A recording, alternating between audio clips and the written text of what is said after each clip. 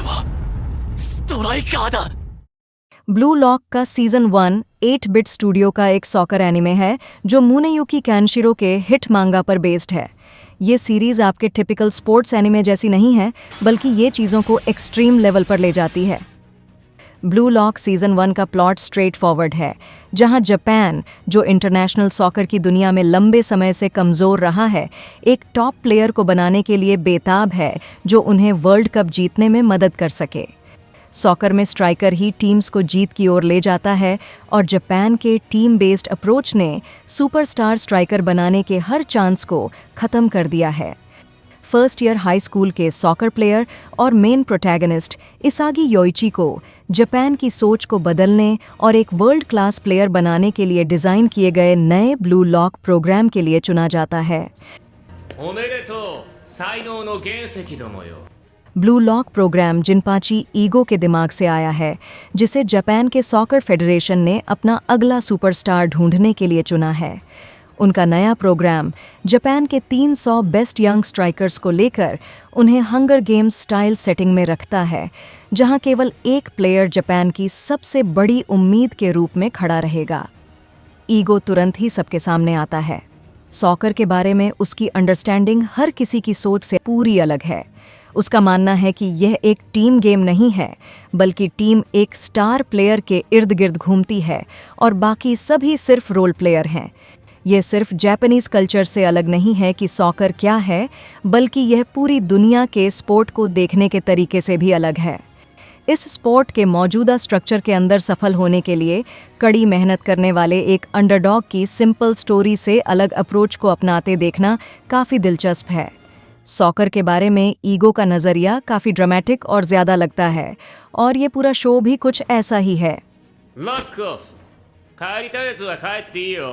Blue lock season 1 में इसागी बेशक अच्छा लड़का है, लेकिन स्टोरी आगे बढ़ने के साथ साथ उसकी डार्कर साइड भी नज़र आती है।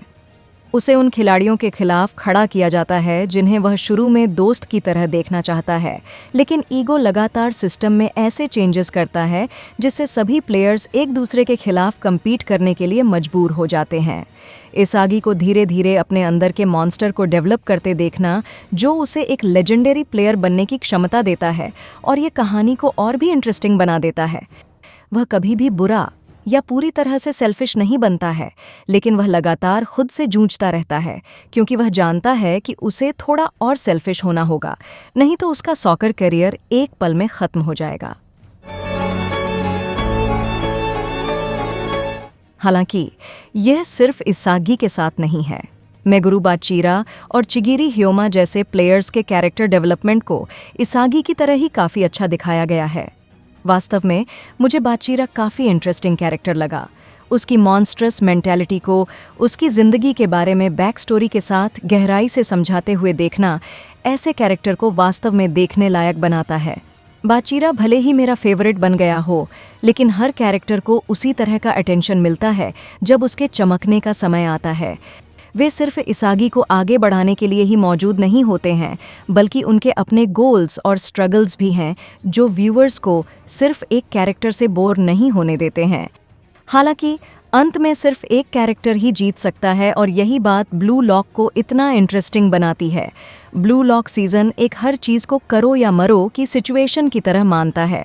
सिंपल मिनी गेम्स से लेकर प्लेयर्स के सीखने और समझने के तरीके तक यंग प्लेयर्स में हमेशा एक डर की फीलिंग बनी रहती है।